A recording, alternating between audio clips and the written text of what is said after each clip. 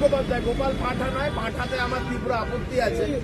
দীর্ঘ 34 বছর বামেদের একটা মোটিভেটেড ক্যাম্পেনের ফলে, তৃণমূলের 15 বছরের একটা মোটিভেটেড ক্যাম্পেনের ফলে গোপাল মুখোপাধ্যায় গোপাল পাঠা হয়ে গেছিলেন।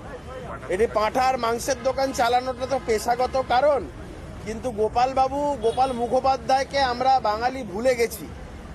আমি আমাদের রাজ্যের জনদরদী মুখ্যমন্ত্রী মাননীয় শ্রী শুভেন্দু অধিকারী মহাশয়কে ধন্যবাদ জানাবো এবং এই ছবিটা আমি উপহার স্বরূপ তার জন্যই নিয়ে এসেছি। আমি ওনার হাতেই আজকে তুলে দেব। তিনি গোপাল বাবুর নামে, গোপাল মুখোপাধ্যায়ের নামে কলকাতার যে রাস্তাকে তিনি ডেডিকেট করেছেন, নামাঙ্কন করেছেন, এটার জন্য তার অত্যন্ত ধন্যবাদ প্রাপ্য।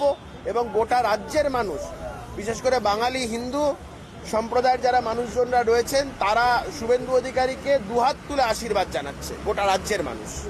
দেখুন, আমি ওই বিতর্কের মধ্যে যাব না। গোপাল বাবুর নামে রাস্তা হয়েছে, এটা আমাদের কাছে বড় পাওনা, এটা অত্যন্ত বড় পাওনা। এখন কে সুরাবার্দি, এটা আমাদের রাজনীতিবিদ সুরাবার্দির কথা বলেছেন না প্রফেসর সুরাবর্দির কথা বলেছেন, এটা আমি এই তর্কের বিতর্কের মধ্যে যাব না। আমাদের কথা অনুযায়ী গ্রেট ক্যালকাটা কিলিংস খ্যাত রাজনীতিবিদ সুরাবর্দির কথা, যার কথা বলা হয়েছে, যে রাস্তা চেঞ্জ করে যার নাম করা হয়েছে। অনেকে বলছেন যে শিক্ষাবিদ প্রফেসর সুরাবর্দির কথা বলছে।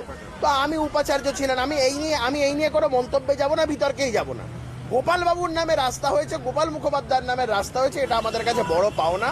সেই আনন্দ নিয়ে, সেই এক বুক আশা নিয়ে, সেই এক বুক আনন্দ নিয়ে আজকে আমি এই ছবিটা রাজ্যের মুখ্যমন্ত্রী, জনদরদী মুখ্যমন্ত্রী শুভেন্দু অধিকারী মহাশয়ের হাতে তুলে দেবো। তার জন্যই আমার এই ছবিটা নিয়ে